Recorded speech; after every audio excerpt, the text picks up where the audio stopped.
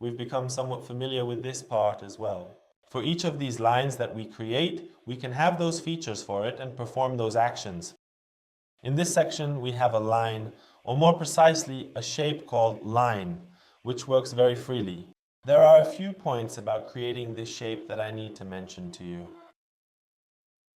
When you start creating a line, if you make several clicks and one of them is a mistake, you can use the backspace key to go back and redo your work. If you hold down the shift key, it will constrain the drawing, actually snapping to specific angles. In older versions, we only had 0, 90, 180 and 270 degrees, but in the newer versions, you also have the in-between angles. By releasing the shift key, it becomes free again and you can draw the line in any direction you want. If you hold shift again, you can start drawing the line along those axes. If at any point while drawing the line, you right click, it will end right there. For example, if I delete the line and start drawing a new one, now I'm holding down the shift key and drawing a new line here. When I reach the starting point, that yellow point, and click on it, a prompt appears asking if you want to close the line or not. I click yes, and my line is closed. Usually we need our line to be closed so that by pressing the extrude button, we can turn it into a 3D volume. If we have an open line, let's also look at an example of an open line together. For example, now I will click here, just like this, and then I click no, and this particular line remains open. Look, it's open from this specific part. When I press the extrude button, it then turns into a hollow volume from that side. Let's move on with our discussion. So if we draw a line freehand, as I mentioned, you can control it, and the parameters it gives you are a bit different because this is an object that was drawn freehand. It doesn't have a length, width, radius, or value that we can change directly. We have to modify it freehand. In fact, this opens up a topic called sub-object, where we have vertices, meaning these points, segments, or these lines here between two vertices, and the line placed between them. And spline refers to all the connected segments together. We call that a spline. If I don't have this segment and this segment here, these connected segments are selected separately. These connected segments are selected separately. So here we have three sub-objects: vertex, segment, and spline.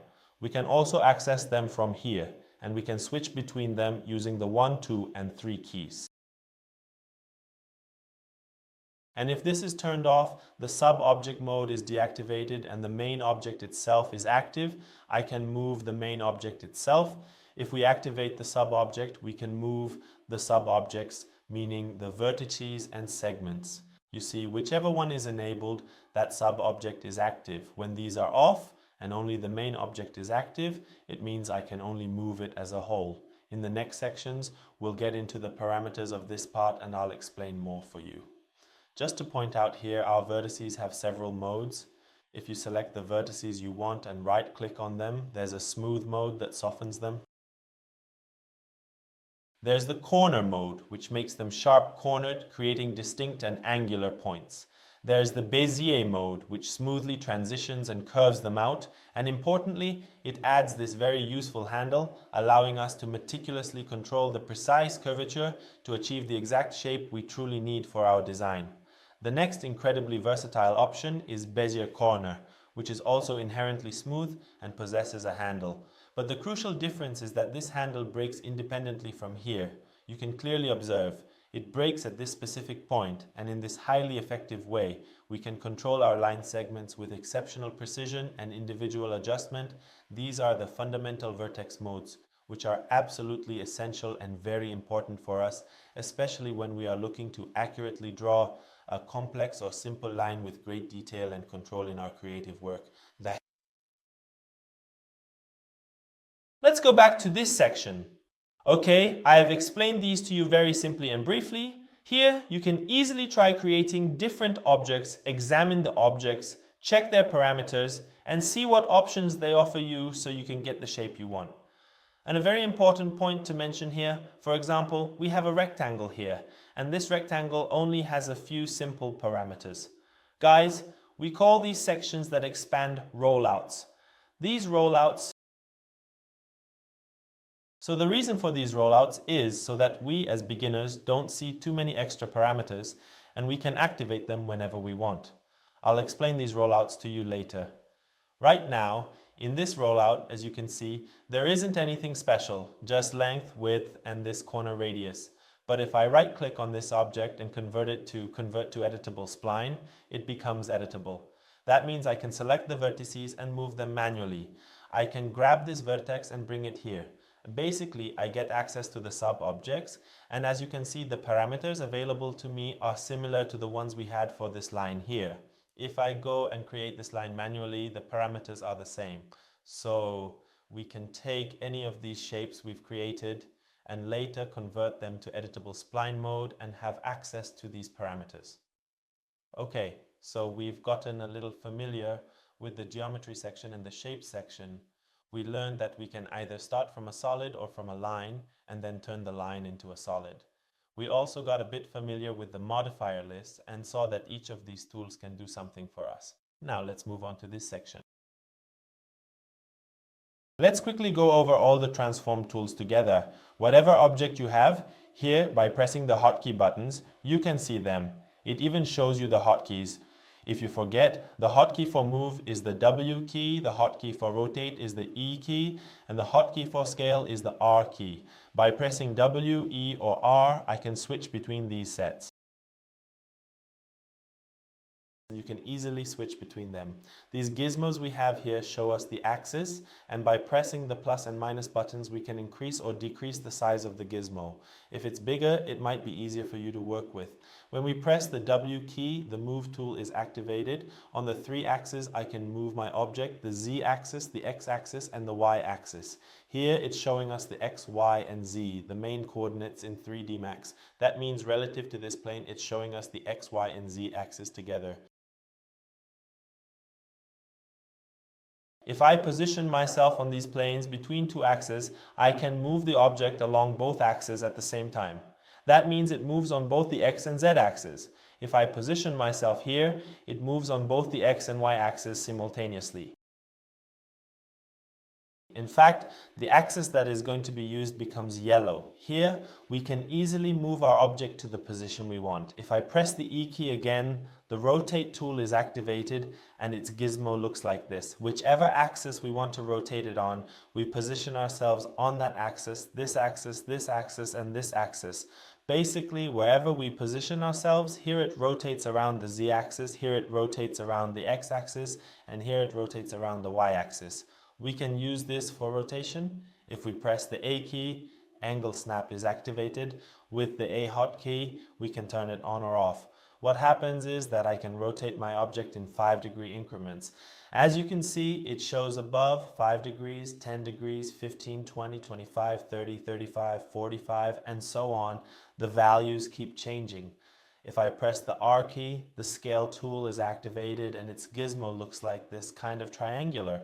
If I position myself and click on any axis, it scales along that axis. If I position myself on these, it scales along 2 axes at the same time. And this middle part scales all axes together, making everything bigger or smaller. So move, rotate, and scale. We also have another tool called select and place. Let me show you this. It's a very, very useful tool and really helps us in our projects. Its hotkey is the Y key, and I can activate it with Y. When I click and drag whichever object I go over, it picks it up and snaps it to the surface of that object. Basically, it performs both move and snap operations at the same time. Now, I haven't explained snap to you yet. You can very easily get started. Move your object like this. So these were our transform tools that we can use to control our work. There's something here that I need to explain to you. It's a very, very important issue. When I rotate this object or do anything, this gizmo, no matter how much you move the object, its direction matches the direction shown down here. Even if I rotate the object and then go back to move in the X, it's still aligned with this X and Y is still aligned with this Y. Even if I rotate the object like this, the shape and position of XYZ don't change, meaning the x-axis is still this way and the y-axis is still that way. So these coordinates are actually based on our viewport, which is in view mode. If we set it to local, it uses the object's own coordinates, and our gizmo uses the object's own coordinates, and our axes are aligned with the object's orientation. When I set it to locale, you can see that the Z is now pointing up relative to the object itself. I can move it in its own direction, along its own Y, along its own X. And if you look at rotation, it's the same way. If I rotate it, the gizmo stays the same, but if I set it to local, the gizmo rotates along with the object. You should remember that for rotation as well, the view mode applies. I should mention that both of these modes, view and local, are used very frequently. Depending on our needs, we generally use one of these two modes so we can rotate our object and place it exactly where we want. Now let's move on to the viewport navigation tools. I'll explain them so you can quickly and easily learn how to navigate around your viewport. I'll create several different objects so we can start practicing right away. By rotating the mouse scroll wheel, you can zoom in and out. Zoom in by scrolling forward, zoom out by scrolling backward. If you hold down the mouse scroll wheel, essentially performing a middle click, you can pan and execute the pan command. I'm not going to use the tools directly because I want you to get used to working with hotkeys. If I hold down the Alt key and also hold the middle mouse button, the scroll wheel, I can perform the orbit operation or rotate around in the space. So we've learned three main actions: zooming, panning, and rotating in space. There's another mode for slow zooming. If I hold down Ctrl plus Alt plus the middle mouse button, I can move the mouse slowly forward or backward for a more gradual zoom, like this. Now, here's a question. Suppose I make a copy of this set and move it over here. When I go around this object, I can easily rotate around it, but when I try to rotate around this other object, it becomes difficult and doesn't rotate properly. That's because the center of my viewport is set on this object. How can I set the viewport center on the object I want? By using the Z key. The Z key is the hotkey for the Zoom Extend tool, which does several things for us. For example, wherever I am in the scene, if I select any object and press Z, it quickly centers the viewport on that object. By pressing the Z key, this happens very quickly and the center of the viewport jumps to that object. So when I perform the orbit operation, I can easily rotate around that object. See? It's very easy and simple. Just click on any object and press the Z key, and the center of the viewport will move to that object and zoom will extend to it. If no object is selected and you press the Z key, it will fit the entire project into the viewport like this. See? It's very possible. The Alt and W keys, as I mentioned before, are used to maximize and minimize the viewport, and the tool here is the same maximize viewport, which has the Alt and W hotkey. This is orbit, which rotates in the space of the panel. There's zoom and zoom extends, all of which I've explained to you. Definitely get used to working with the hotkeys because your speed will increase significantly. Now let's talk about copying objects, or as it's called in 3D Max, cloning. You hold down the Shift key and then use either the Move, Rotate, or Scale tool. Usually we use Move. Hold down Shift and perform the Move operation. When you release it, a window pops up asking how many copies you want at the specified distance. For example, I enter 4 and click OK, and you see it creates 4 copies at that distance. I hold down Shift again and do the same along the Y-axis. Here we have different options. In copy mode, when you make a copy, there's no dependency between the objects. For example, if I decrease the radius, nothing happens to the others. If I change the segments, nothing happens to them either. But if we use mode, the objects are linked. You can select any object you want, and any parameter you change will affect all of them. If you want an object to exit instance mode, just click the Make Unique button and it will no longer be considered an instance. As you can see, it becomes a completely separate object. And you can delete the area around your object and then go back to this name and either copy or instance it again. As for reference, it's a bit early to explain it and you don't need it right now. Just know that it's something similar to instance, where everything depends on the original source. We have to draw that one. There are no parameters inside it. I have the parameters in the original, and when the parameters change, they change here too. Later, these can each have their own separate modifiers that don't affect the others. It's a bit more advanced, so maybe you'll use it later. So now we've learned how to clone our objects. Let me explain another hotkey. If you press Ctrl+V, it creates a clone right in place, and then you can move it out from inside the object. Ctrl+V works like this. So now we've understood how to create our shapes and how to copy them. This copying, guys, also works with rotation. For example, I can hold down the Shift key and then press the angle button, or the very same button I pressed just before, which is currently active, and I can effectively clone it along the Z-axis and bring it over to this particular side, and then bring this other one to that opposite side, perhaps even make it a little bit more inward. In this precise way, I can seamlessly start rotating, moving, and essentially managing my entire project right inside the viewport. Every single object you meticulously create, as we previously mentioned in this comprehensive list, clearly shows you its specific name. You have the convenient option to rename your objects either directly from here or from this dedicated section. For instance, I'll name this particular one Wall A and this other one Wall D. You can also easily change their distinct colors from this designated section. It's that simple, and you can actually now start effectively managing your various files and documents. From this section, we can change our viewport. We can switch to the top, bottom, front, and other viewports we have. By pressing each key for each viewport, you enter that viewport. Basically, the shortcuts work like this. F takes you to the front window, T to the top window, L to the left window, and P to the perspective window. That's how it works. Now, if we press Alt and W, we can maximize it. You can change any of these as you wish. This middle section determines the display quality for you, so you can see with what quality. The quality mode tries to show shadows, the standard mode works without shadows, and the performance mode removes colors and textures so you can see it in a lighter way.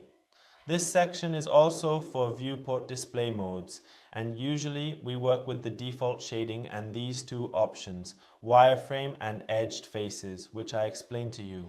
You can switch between them with F3 and F4. There are also some other modes. For example, the overall mode shows it as a flower shape, or there are flat color modes and other modes, but these aren't used much. Still, there are different modes, so you can view your viewport in those ways. So here, we can change the viewing angle, the display quality, and the display mode this easily. Alright, here we finish the basics. An introduction to 3D Max in the first part. You got familiar with the general layout of 3D Max spaces. In the next parts, we'll talk a bit more in detail about some sections, and you'll become more proficient in working with the 3D Max software.